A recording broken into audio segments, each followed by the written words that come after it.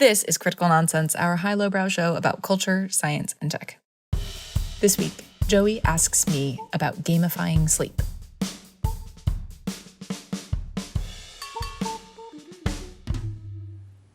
Woo! I want to be the very best, like no one ever was. This is what a Joey sounds like. And this is what an executive producer and Nurse Joy, Jess Vander, sounds like. Hi, this is Jess.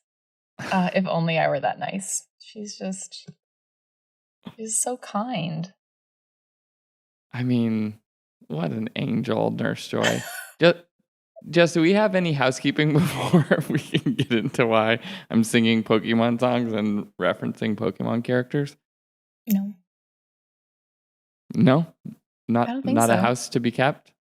Not a mouse to be heard in the houses. I saw the Barbie movie. Yep, that's it. Well, we did it. I watched all the new Bluey episodes. Great. Whoa. Amazing. Yeah, we talked about Bluey when you were gone. After you recommended it, I did, with no child present, watch an episode of Bluey, and I was like, yeah, I totally get it. This is compelling content. After our episode about like different audiences and is Bluey actually for parents or is it actually for children? I watched some of the new episodes, and one of them is dealing with like issues of infertility. Like I was like, yeah, this is clearly not for a kid. The kids are completely missing the point of like why their aunt doesn't like coming around. But I was like, whoa, like this is a lot. But you know, it was of course as Blue does, beautifully done. Brava. Brava.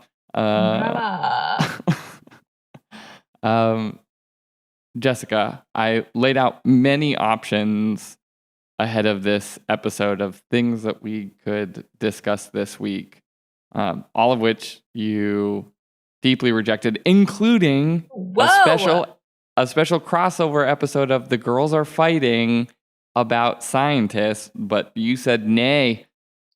Nary a word shall be spoken of superconductors at room temperature and ambient pressure or not.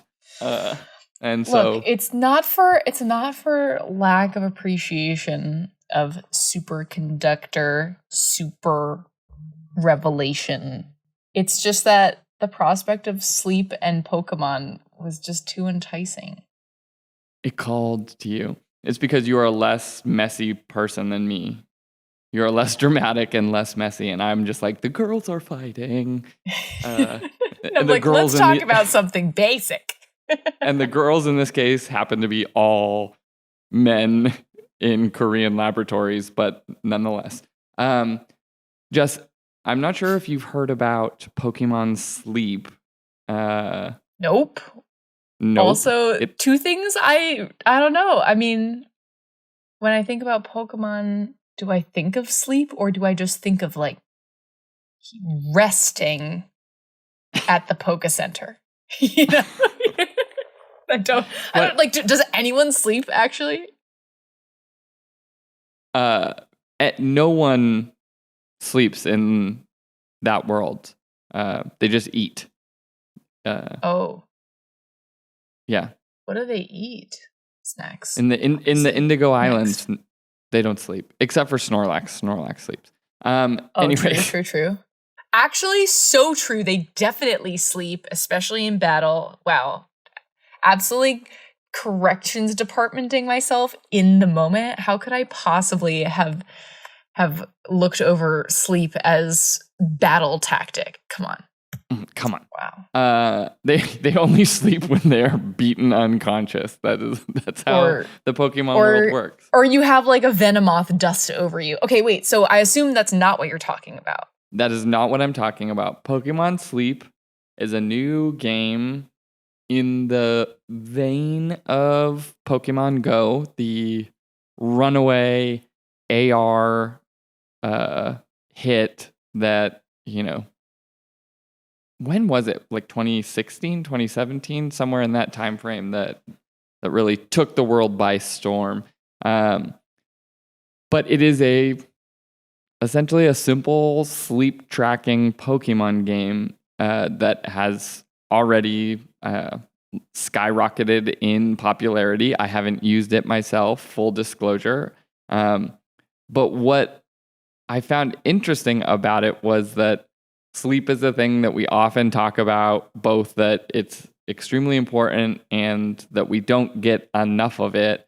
But suddenly when you put it in Pokemon, people are like, great, I am getting 8 hours of sleep tonight. Like gamer publications are having to like warn people about not taking like sleeping pills and things of that nature so that they don't oversleep.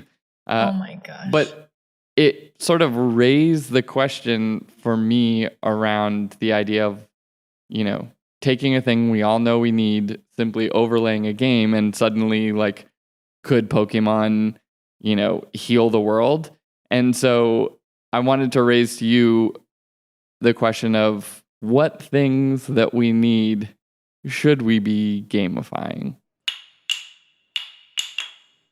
Whoa. I'm actually like shaken that this appears, according to your findings, to be working. Like the idea that you could gamify what's a sleep tracking app sounds like. Yeah. Like if if Mark Zuckerberg was like, hey, I have this sleep game app, the masses would be like, no. But if Pokemon's like sleep with Snorlax, then it's like, oh yeah, I'm in. Count me in. Yeah. I mean, people are doing like what is that ring? I can't remember the name of the ring right now. The like wearable ring that is like around sleep tracking, health tracking, but like Whoop or Apple Watch or Fitbit. Like there are many wearables out right now, and a lot of people pay attention to them, but I don't know that it necessarily highly incentivizes behavior change necessarily. Yeah. It's sort of it induces a shame spiral when you like look at your sleep tracker and you're like, yeah, I did not sleep enough this week. Yeah, but see, I feel like the crux of that is that you have health companies who are trying to gamify their thing versus a game company who's good at games that just happens to be doing it on the subject of something that maybe is good for you, like getting more sleep. Maybe what is sort of the undercurrent of this whole conversation is like, why are we so bad at gamifying? Like, are we just bad at gamifying? Like, take nutrition because we're really bad at tracking nutrition in the first place, or like, getting people to exercise. I mean, let's also break that down too, because I think for a lot of people, like the early Fitbit era was like extremely popular. The Apple Watch continues to be extremely popular, and like you got to get your steps and got to close those rings. But like, could it just be more fun than that? Like, maybe it's just that it could work harder. Yeah, I mean, it's these conversations get so. We talk about like nudge behaviors, and behavioral economics has been a topic that people have spoken more and more about over, the past decade or longer, which, side note, Girls Are Fighting, Dan Ariely is in big trouble.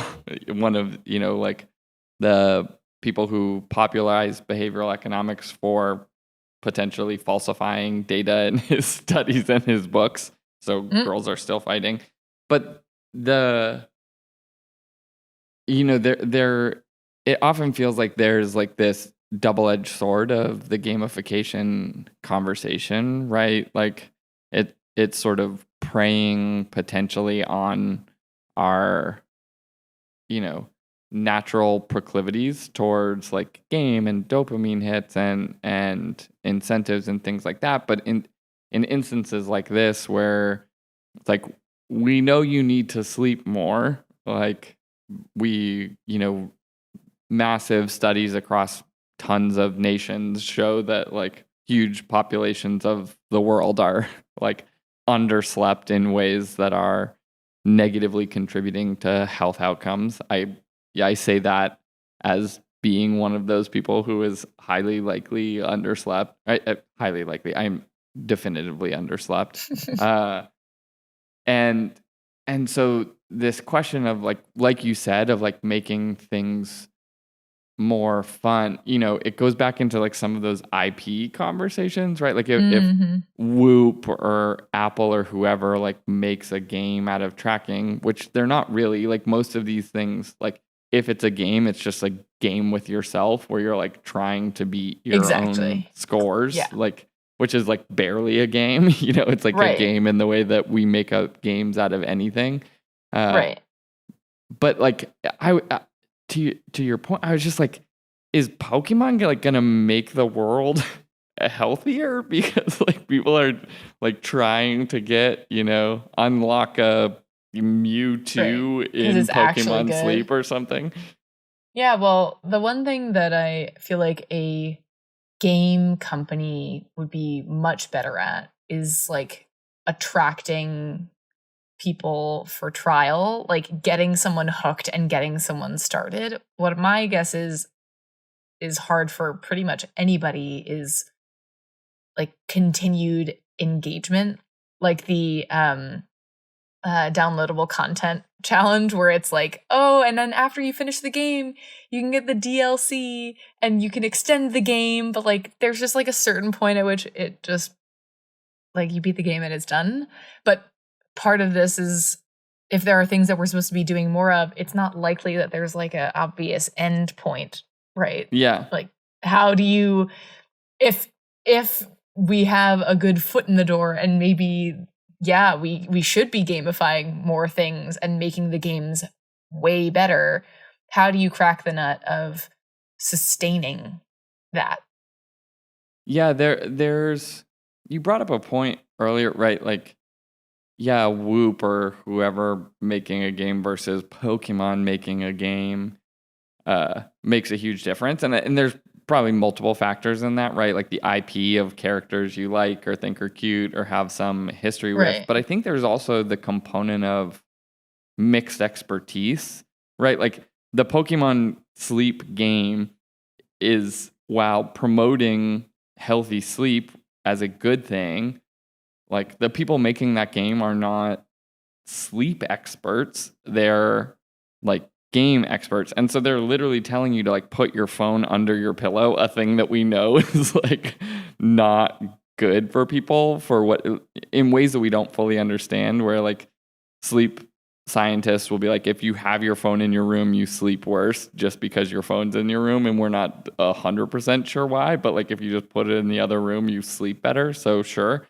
And so like they're doing things in this journey that is probably having a positive outcome of getting people to sleep more, that is also like an imperfect solution, but they're really good at games.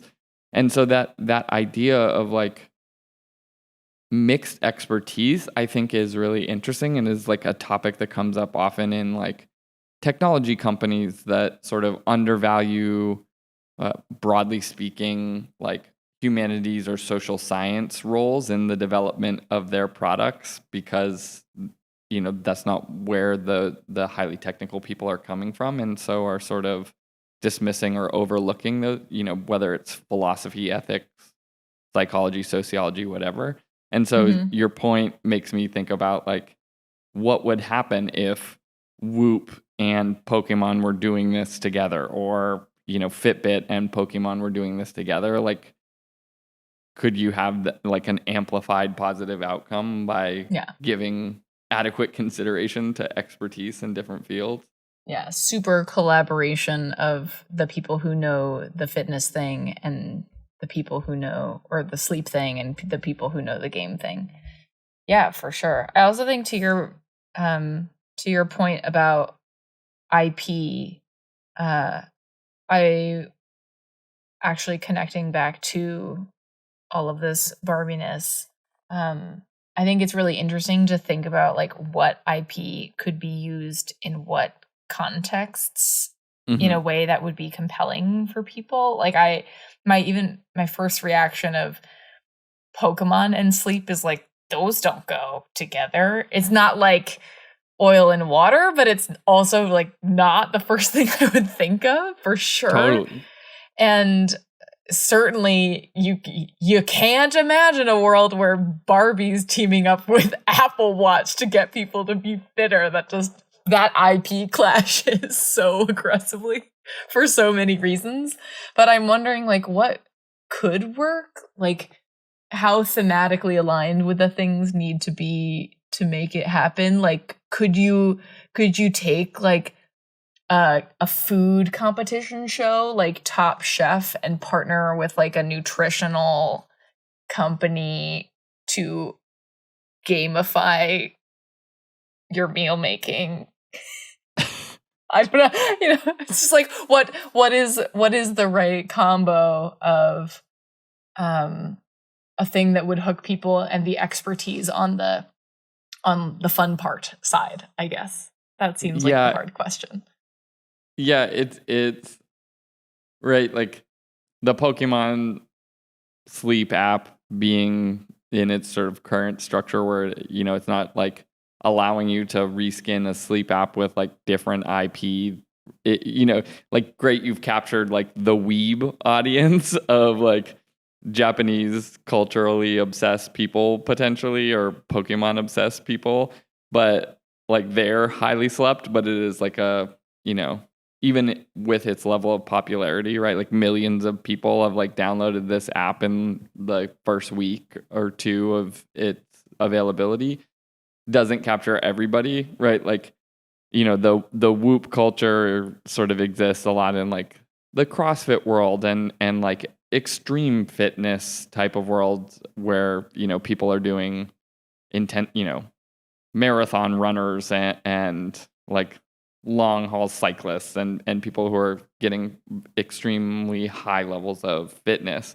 Like, do those people want, like Marvel skinned things like Iron Man or like, I have no idea, or are they even compelled by that? But the idea of sort of Are you delivering saying the Iron Man? yes. The Iron Man sleep app where you can become an Iron Man. Oh no, this would obviously be running. What has something to do with sleep? Don't you think? Oh, Iron Man is also triathlon, right? So it would need to be, that would be multi-purpose. Running, swimming, cycling, yeah. Partner with Strava, and then you've got your. Oh, you could do like multiverse. You could do like Marvel plus Strava plus Iron Man. Iron Man, Strava.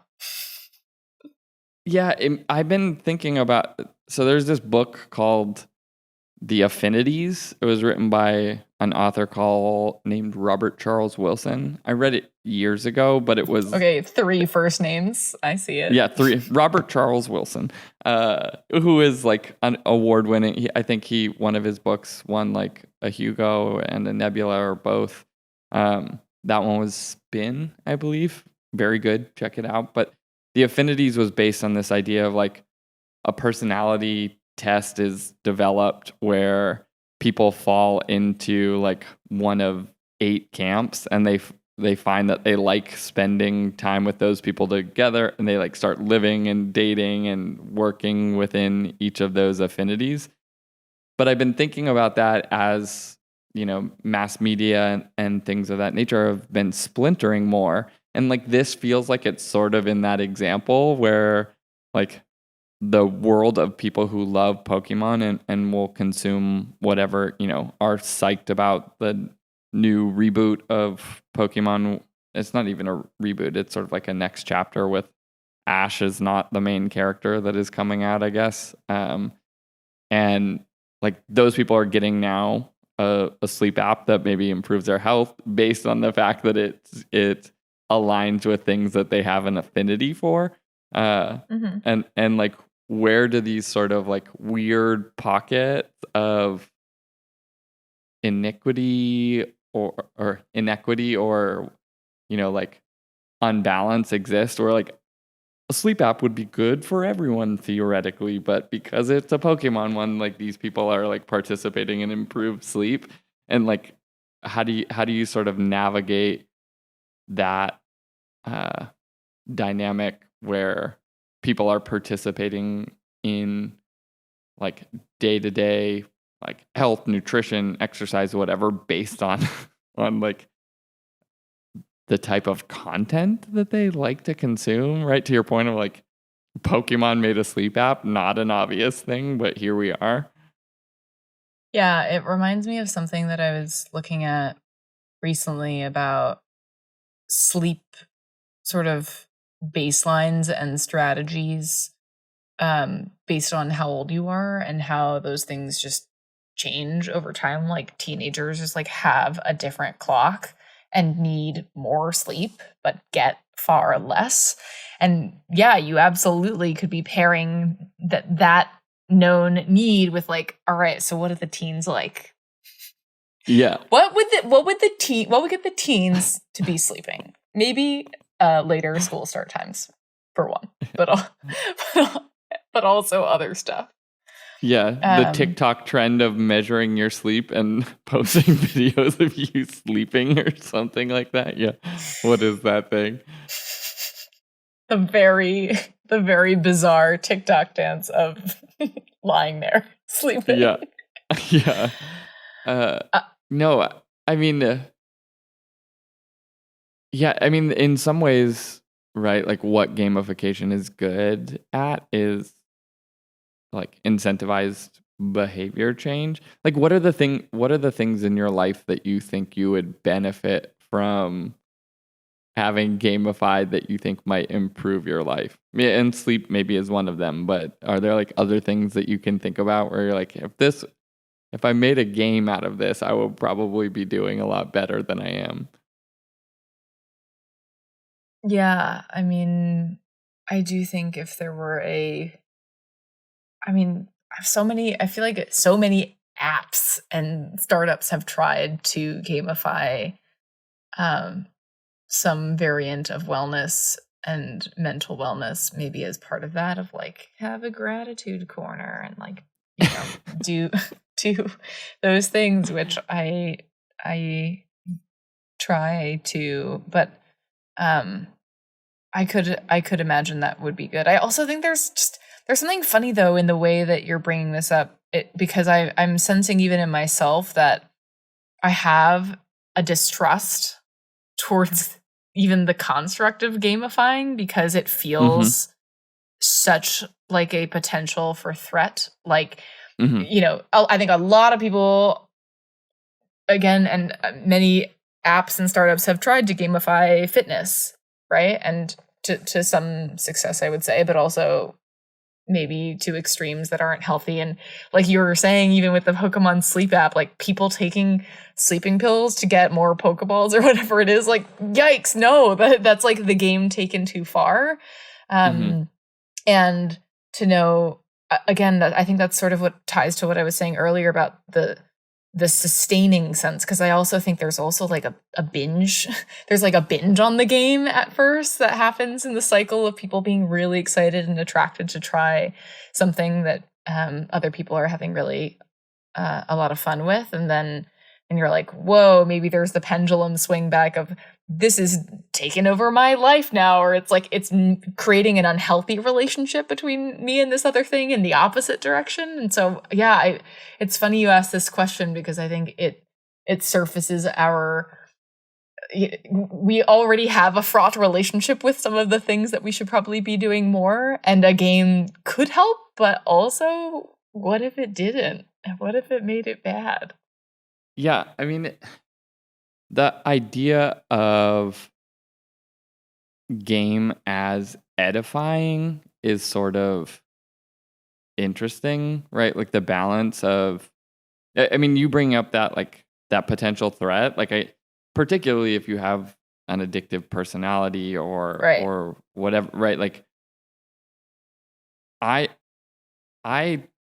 stare at my stupid rings on my Apple Watch like every day, and I'm not spending like tons of time, and I'm not like sweating, but I'm like, oh man, didn't cross my move goal today. Right now, I'm like feeling guilty, and I'm dwelling on it, and I'm like, I didn't do it.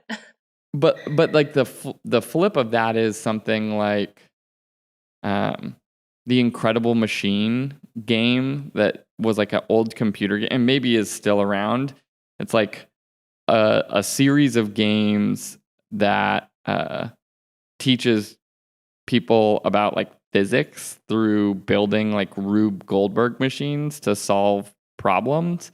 And it's interesting to think, like everyone's super into the new Zelda right now or games like that. Like, what would happen if you were making games like that were sort of big and world building and built by game designers, but were like actually teaching you about chemistry or teaching you about, like something else? Like you're like learning about isomers in the process of, getting Link to save Princess Yes. Zelda. Like, there's sort of like the educational component where you're walking away from the game better potentially, and then there's the other side where it's like game as like remodeling of behaviors, and that one I think it makes sense to be wary of those because it's like, is this the right behavior? Is it modeled in the right way? And again, comes back to like having social scientists potentially working with game developers and game experts to be able to like bring those things together versus Pokemon people being like, sleep is good, maybe we can make a Pokemon sleep game.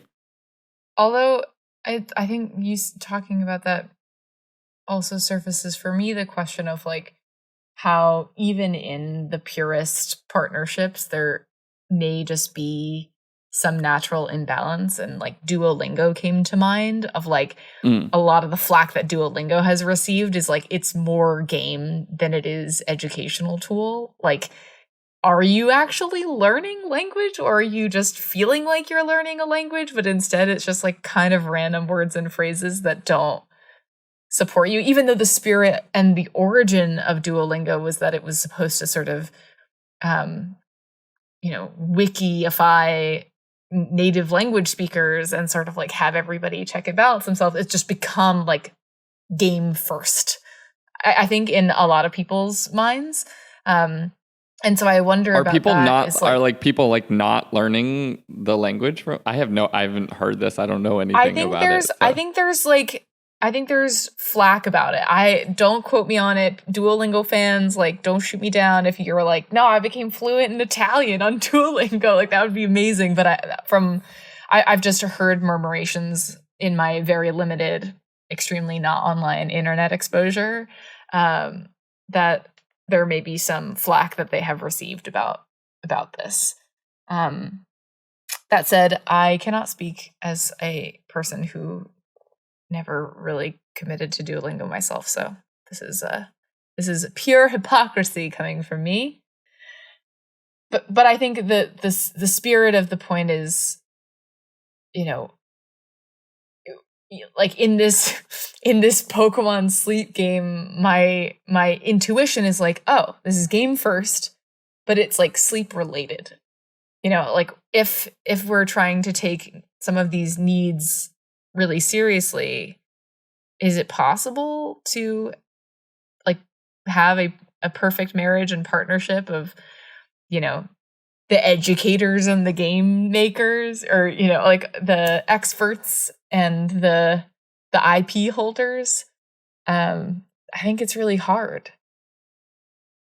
Yeah. I mean, I guess the thing that I would probably like benefit from being gamified is nutrition. I like feeding, even just like feeding myself Eating, and remembering lunch. Heard of eating it? calories in a consistent pattern and like whatever I probably would benefit greatly from. Yeah. But I don't, and there are like so many other things, but that I like you would be highly skeptical initially of games that didn't sort of present some model of expertise or knowledge at the outset for being able to like, for me to feel like I could trust it in changing my behaviors in some capacity, Yeah. which I think Jessica brings us to our my wrap-up corner. your Is this my wrap-up corner? Jessica's sleep corner. Honk, shoe, games. No, just kidding. The recent emerging popularity of Pokemon Sleep has posed an interesting question of how good games and fun might be able to help us get better at things that we otherwise didn't have the motivation to do well. At the same time, we've talked about a lot of the potential pitfalls of that, whether it's games not doing enough to help us make sort of lasting habits or lifestyles, or games potentially doing too much and creating all sorts of new neuroses that we didn't have before, or what have you. But the recent success in this little case study that is Pokemon Sleep seems like a really interesting question to pose of where might we be able to join forces between things that would make our lives better and people who are really good at getting us to do stuff. Maybe in just the right balance, we'll be better off. Or as Mary Poppins said, a spoonful of sugar helps the medicine go down. That's true. Just a spoonful of sugar, the medicine go down, the medicine go down.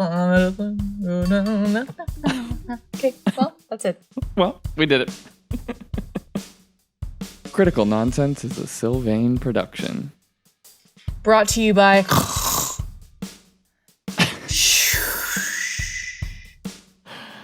As always, we'd like to thank our executive producer and somnambulist, Jess Vander. Thanks, Joey. We'd also like to thank sound engineer and the Z's to our A's, Alex Contel. We'd like to thank our programming coordinator and melatonin pill, Les Jacobs. And thanks to production help and the game makers, the play makers, the dream makers. Sorry, Gilbert, and our message. And as always, thanks, Elen. Thanks. Special thanks. Special thanks to me 3 years later, or however years later I am, to discovering this whole thing that everyone else seems to know about the Pokemon theme song being written in the common meter and thus being able to overlay the soundtrack to many poems, namely Emily Dickinson poems, so that you can read them in the same pattern. So, for instance, because now I have to do oh my gosh, I'm a so couple excited. of them. This poem by Emily Dickinson, I'll just do like the first lines. Because I could not stop for death, he kindly stopped for me. The carriage held but just ourselves and immortality. Emily Dickinson. There's also William Wordsworth, which is, a slumber did my spirit seal. I had no human fears. She seemed a thing that could not feel the touch of earth for years. And you just like can keep doing this. It's so amazing. And I'm sorry I'm so late to this game, but I'm really happy that it's just bringing arriving. joy. Today, years old. TIL. Yeah, today I learned, what? So great. Oh my God. It really changes, Williams Wordsworth. The Cavaliers I'm going to be looking on in a whole new light with that like pop arena metal soundtrack, going to William Wordsworth. Jeez. Wow. I have one. I want to special thanks one you for sharing that with me. For doing this. Yes, please. Can I do just one more from Yes. John Newton's Amazing Grace? Amazing grace, how sweet the sound that saved a wretch like me. I was lost, but now am found. Was blind, but now I see. Anyway, I could just keep going. It's so fun. I think that's it. That's all we have. Yeah. I'm thankful for the girls fighting about superconductors because I've been like deep in the rabbit hole in the past week. Maybe we'll talk about it at some point, but it is like the messiest like science, like hard cutting edge science world mix up that has happened in a long time. And maybe we can dig into some of like the quirky like queerness of the story. It is delightful. So thanks to you Korean scientists launching a real frenzy on the internet about superconductors and everyone becoming experts and home kitchen like superconductor creators as a result of your paper. Gracias. Wow. We can't wait to see. I should have said that in Korean, but I just realized I don't know how to say it in Korean. So Gamsa Abnida? I'm not gonna. Oh, 감사합니다. That sounds right. Yep. Yeah, I said it. I pronounced it like my mother would pronounce someone with any name that is slightly outside of her understanding. Wow, really sorry that we didn't get that one, but here we are, redeeming slowly. Yeah. Well, thanks, Jess. Love you. Mean it. Bye. Bye.